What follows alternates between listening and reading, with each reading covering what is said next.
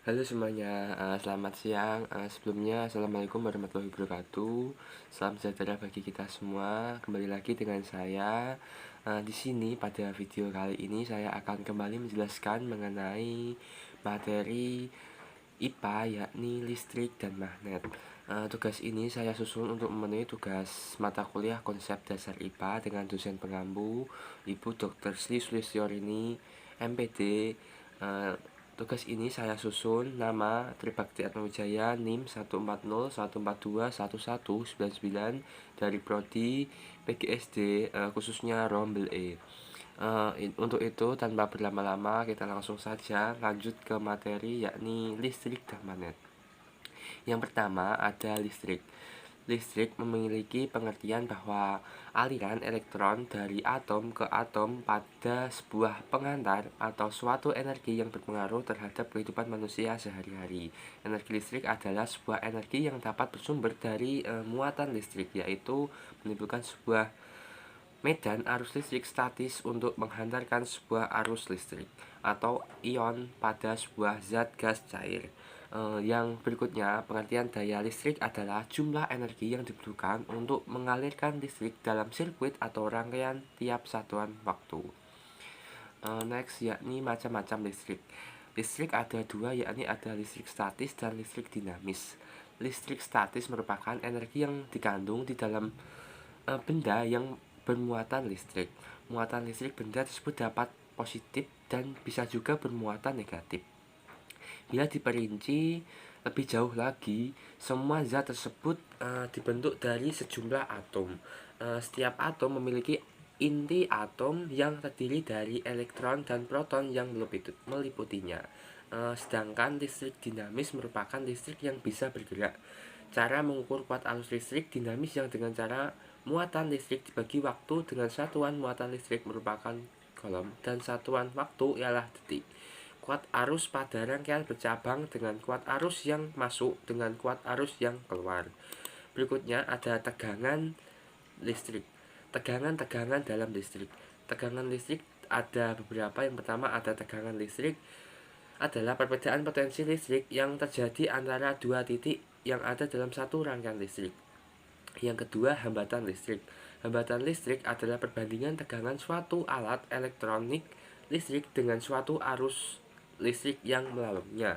Arus listrik adalah yang ketiga, arus listrik. Arus listrik adalah jumlah muatan listrik yang muncul karena pergerakan elektron-elektron dalam suatu rangkaian listrik yang diukur dalam suatu satuan waktu tertentu. Yang berikutnya, yang keempat, yakni gaya gerak listrik. Gaya gerak listrik adalah besarnya energi listrik yang bisa diubah menjadi bukan listrik ataupun besaran energi yang lainnya yang bisa diubah menjadi energi listrik. Yang kelima yaitu kapasitasi. Kapasitasi adalah tukaran jumlah muatan listrik yang bisa dicadangkan sebagai potensi listrik yang jumlahnya sudah ditentukan sebelumnya. Berikutnya yang keenam yaitu muatan listrik. Muatan listrik mengerti pengertian bahwa muatan dasar yang dimiliki oleh sebuah benda mengandung listrik yang bisa membuatnya mengalami gaya tertentu terhadap bentuk listrik yang ada di sekitarnya. Yang terakhir, yang ketujuh yaitu induktansi. Induktansi adalah sifat rangkaian elektronika yang bisa membuat timbulnya potensi listrik. Yang kedua yakni materi magnet. Magnet sendiri memiliki pengertian bahwa suatu benda yang mampu menarik benda lain di sekitarnya yang memiliki sifat khusus. Setiap magnet mempunyai sifat kemagnetan. Yang berikutnya ada sifat-sifat magnet. Sifat-sifat magnet terbagi menjadi beberapa. Yang pertama ada magnet hanya menarik benda tertentu yang ada di sekitarnya. Tidak semua jenis benda bisa ditarik oleh magnet meski berada dalam jangkauannya. Jadi hanya benda-benda tertentu saja yang bisa ditarik oleh magnet. Yang kedua, gaya magnet dapat menembus benda. Jelas sekali gaya yang ditimbulkan oleh magnet bisa mempengaruhi dan bisa menembus antara benda yang satu dengan benda yang lainnya. Yang ketiga, magnet mempunyai dua kutub, yakni ada kutub utara dan juga kutub selatan. Yang keempat, apabila kutub magnet yang sejenis didekatkan satu sama lain, kedua kutub akan saling tolak-menolak. Jadi jika kutub itu ditempelkan atau didekatkan, maka akan saling tolak-menolak. Demikian sebaliknya, jika kutub yang berlainan kutub akan saling tarik-menarik jika ditempelkan. Berikutnya ada medan magnet akan membentuk gaya magnet. Medan magnet akan semakin rapat jika didekatkan dengan magnet. Jelas sekali bahwa medan magnet yang akan didekatkan pasti semakin rapat jika dikaitkan dengan magnet. Yang berikutnya ada sifat kemagnetikan dalam melemah dan hilang karena hal tertentu, seperti saling jatuh, terbakar, ataupun yang lainnya.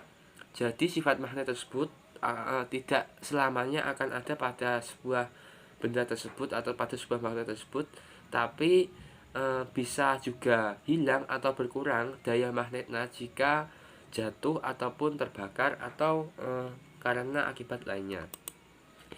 Berikutnya yang ketiga ada macam-macam magnet.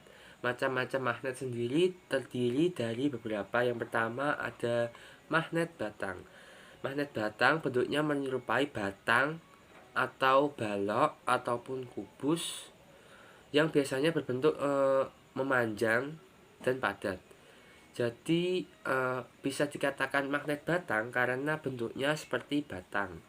Yang kedua yakni magnet silinder. Magnet silinder adalah magnet yang berbentuk silinder yang menyerupai tabung panjang. Jadi bentuk magnet yang kedua ini yakni seperti tabung memanjang. Yang ketiga yaitu magnet jarum menyerupai jarum.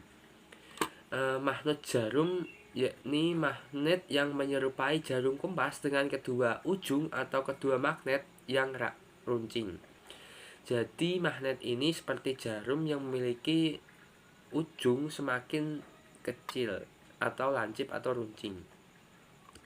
Berikutnya magnet U atau magnet ladam. Magnet U atau magnet ladam adalah magnet yang berbentuk seperti tapal kuda atau serupa dengan huruf U. Jadi memiliki bentuk magnet seperti huruf U atau seperti tapal kuda. Yang berikutnya ada magnet cincin. Magnet ini memiliki bentuk bulat menyerupai cincin. Berikutnya ada yang terakhir yakni ada magnet keping. Magnet keping adalah magnet yang memiliki bentuk menyerupai kepingan logam. Jadi seperti magnet ini berbentuk keping-kepingan seperti uang logam atau uang koin. Nah berikutnya daftar pustaka yaitu daftar pustaka yang saya gunakan dalam saya membuat PowerPoint interaktif ini. Ada beberapa daftar pustaka yang saya gunakan, bisa teman semua lihat ada 6 daftar pustaka. Baik, terima kasih untuk kesempatan yang telah diberikan kepada saya untuk menyampaikan materi mengenai listrik dan magnet ini. Semoga dapat memotivasi teman semua dan dapat bermanfaat bagi teman semua yang sudah menonton video PowerPoint interaktif ini. Semoga dapat menambah wawasan teman semua, dapat menambah ilmu atau tangkapan teman semua mengenai listrik dan juga magnet.